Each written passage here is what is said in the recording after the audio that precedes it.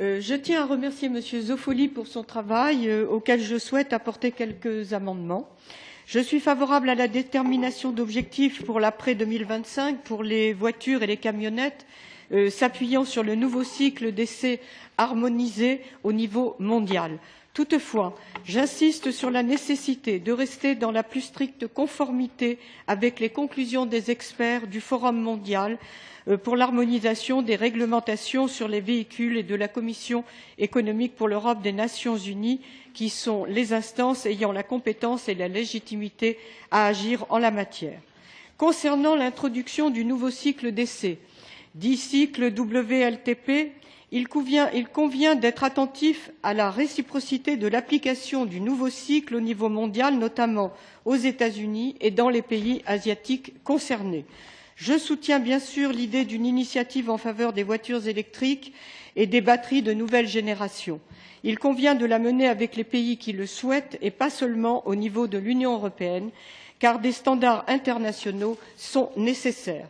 Quant au système d'affichage transparent visant à fournir aux consommateurs des données comparables sur la consommation de carburant et les émissions de CO2 des nouveaux véhicules, je pense qu'il doit être mis en place, là encore, dans le cadre des organisations internationales compétentes. Concernant la surveillance mondiale et la notification uniforme des véhicules utilitaires lourds, ainsi que les objectifs mondiaux de réduction des émissions pour l'après 2025, la Commission doit soutenir, là encore, une action dans le cadre du Forum mondial susmentionné. Au sujet du déploiement de bus urbains à faible émission de carbone et au marché public écologique, j'inviterai la Commission à adapter la législation européenne afin de faciliter l'invocation de critères écologiques dans les marchés publics.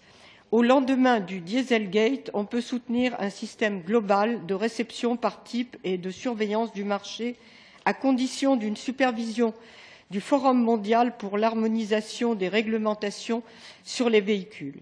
Il bénéficie de la compétence et de l'impartialité nécessaires à la suite de ce scandale. Concernant les facteurs de conformité pour les émissions d'oxyde d'azote, NOx, qui sont jugés élevés, il est possible de les réexaminer, mais uniquement dans la mesure où l'application de normes équivalentes est assurée dans les autres pays du monde qui fabriquent les véhicules.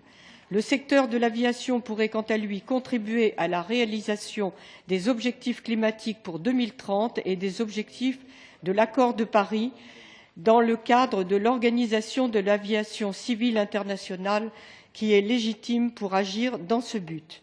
Je pense qu'il faut prendre acte de la position de l'Organisation maritime internationale quant à la réduction des émissions.